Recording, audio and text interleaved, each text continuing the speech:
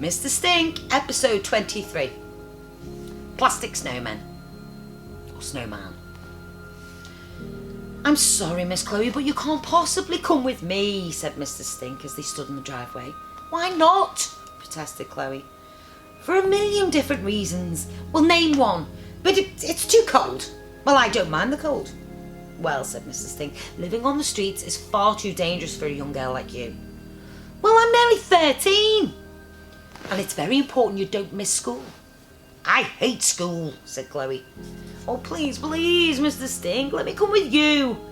I want to be a wanderer like you. You must think about this properly for a moment, child, said Mr. Stink. What on earth is your mother going to say? I don't care, snapped Chloe. I hate her anyway. I've told you before you must never say that. But it's true. Mr. Stink sighed.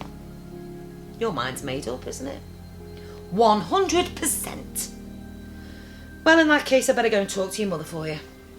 Chloe grinned. This was super brilliant, amazing. It was really going to happen. She was going to be free at last. No more being sent to bed early, no more maths, no more wearing yellow frilly dresses that made her look like Quality Street. Chloe was 100 times more excited than she'd ever been in her whole entire life. She and Mr. Stink were going to wander the world together, eating sausages for breakfast, lunch and dinner, having baths in ponds and emptying Starbucks whenever they wanted. Thanks so much, Mr. Stink, she said. She put a key in the door for the very last time. As Chloe raced excitedly around the room, throwing clothes and chocolate bars she had hidden under her bed into a bag, she could hear faint noises in the kitchen downstairs.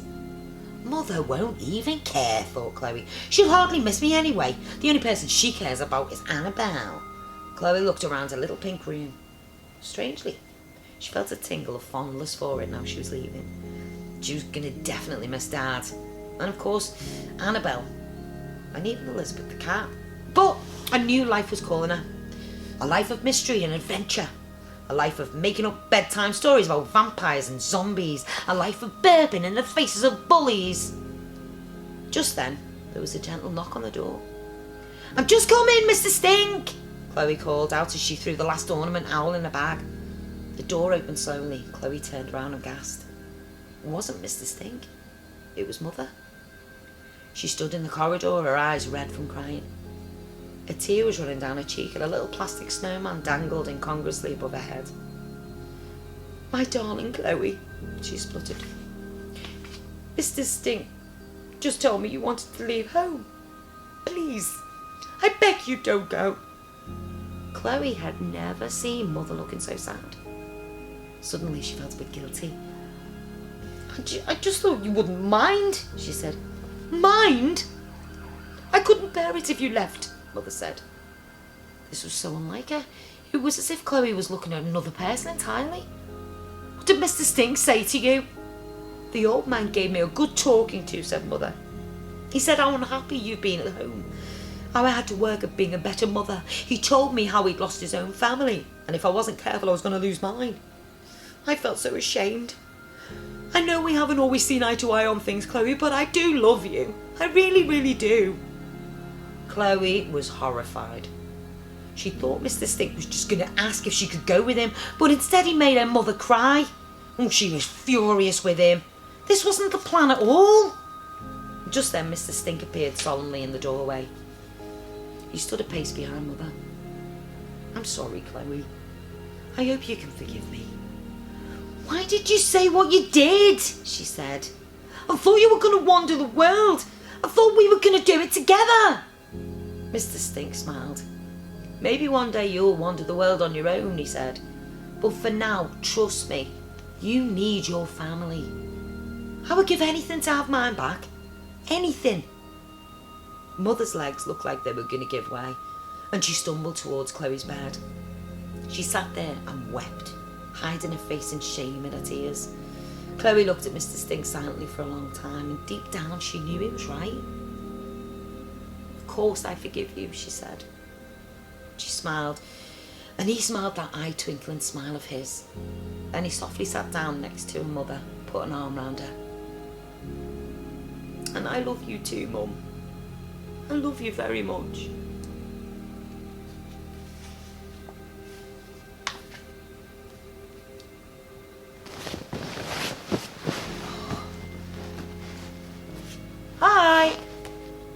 Mr. Stink, we're getting really, really, really close to the end. I think we only have 3 chapters left.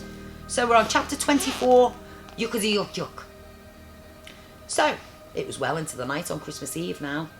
Down in the living room, Dad waved a large festive ornament tin under Mr. Stink's nose. "Would you like a biscuit?" he asked. Dad had already scoffed quite a few, having been hiding in the room under the stairs again all day with only a couple of slices of dry bread to keep him going. Mr. Stink eyed the contents of the tin with disgust. "You got any stale ones?" he said. "Maybe just a hint of mould?" "I don't think so, sorry," replied Dad. "Oh, no thank you then," said Mr. Stink. He patted the Duchess, who was sitting on his lap, trading evil looks across the coffee table with Elizabeth. The family cat was bundled up in a towel on Annabelle's lap, still recovering from her swim. "Never mind about the biscuits." Annabelle then proclaimed, "I want to know what you said to the Prime Minister." "Chloe told him to stick it up his..." "Whoa! We told him he wasn't interested," interjected Chloe. "So maybe you can still stand to be the local MP, Mum." "Oh, no, I don't want to," said Mum. "Not after I humiliated myself on TV." "But now you've met Mr. Stink and seen how other people live their lives, you could try to make things better for people," suggested Chloe. "Well, perhaps I could try and stand again at the next election," said Mum. "Though I will have to change my policies, especially the one about the homeless. I'm sorry I got it so wrong." "And the one about the employed, eh, Dad?" said Chloe. "What's this?" "Thank you, Chloe," said Dad, sarcastically. "Well, I didn't want to tell you, but the car factory looks like it's going to close soon, and it's had to let most of us go." "So are you," said Mother. "Unemployed, yeah. Dole scum, as you might say." "I was too scared to tell you, so I've been hiding in the room under the stairs for about 6 months." "What do you mean you were too scared to tell me? I love you, and I'll always will, whether you've got a job or at the factory or not." Dad put his arm around her, and she nuzzled up her head to meet his lips with hers, and their kiss lingered for a few moments as Chloe and Annabelle looked on with a mixture of pride and embarrassment. Your parents kissing. Nice, but somehow yuck. Them snogging is even worse. Yuckity yuck. Blech. "I would go back to being in a rock band, but you put my guitar on the bonfire," said Dad with a chuckle. "Don't," said Mum. "I still feel so bad about that. I fell for you like a ton of bricks when I first saw you on the stage with the band. That's why I married you. And when the album didn't sell, I could see how upset you were and I couldn't bear it. I thought I was trying to help you move on with your life, but now I realise all I did was crush your dreams.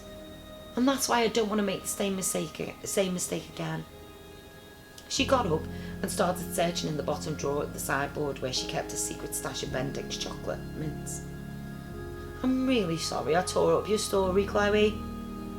Mum pulled out the maths exercise book of Chloe's that she'd ripped to pieces.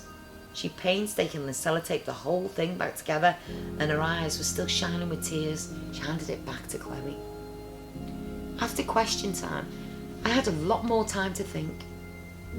I fished this out of the bin and I read it to the end, Chloe. It's absolutely brilliant." Chloe took back the book with a smile.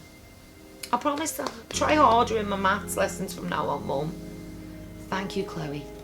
And I have something for you too, my darling," said Mum to Dad. From under the tree, she pulled out a beautifully wrapped present that was exactly the shape of an electric guitar. It's Mr. Stink, Chapter 25, Black Leather Mistletoe. "I've got some black leather mistletoe this Christmas. I'm gonna kiss you and give you a bad shaving rash." Dad had plugged a shiny new electric guitar into its amp and was strutting up and down the living room, exuberantly singing one of his old band songs. He was clearly having the time of his life. It was almost as if his perm had grown back too. Mum, Chloe, Annabelle and Mr. Stink sat on the sofa clapping. Even Elizabeth and the Duchess were curled up together, nodding their heads in time with the music. The heavy rock wasn't quite to Mr. Stink's taste, and to combat the noise, he discreetly reinserted the rabbit droppings in his ears. "Yeah, baby, I'm gonna feast on your mince pies and give you a real good Yuletide surprise." The song ended with a huge flourish on Dad's guitar, and his tiny stadium of fans cheered and clapped excitedly. "Thank you, Wembley! Thank you so much!" That was, of course, the Sceptre of Doom's Christmas single, Black Leather Mistletoe, which rocketed to number 98 in the charts. Now for my next song. "I think that's enough heavy music, just for now, dear," said Mum, as if she might already be regretting him giving them that present. She turned to Chloe and said, "You don't want to leave anymore, do you?" No, Mum, not in a million years. This is the best Christmas ever." "Oh, wonderful," said Mum. "It's super that we're all having fun together like this. But," said Chloe, "there is one thing I would like." "Name it," said Mum. "I'd like Mr. Stink to move in properly." "What?" said Mum. "That is a great idea," said Dad. "We've all loved having you around, Mr. Stink." "Yeah, you feel like you're part of the family now," said Annabelle. "Well, I suppose you could stay for a little while longer in the shed," said Mum, reluctantly. "No, I didn't mean in the shed, I meant in the house," said Chloe. "Of course," said Dad. "That would be great," said Annabelle. "Well, Mum looked increasingly flustered. "I do really appreciate what Mr. Stink has done for us, but I'm not sure he would feel at home here. I don't imagine he's ever lived in a house as nice as this."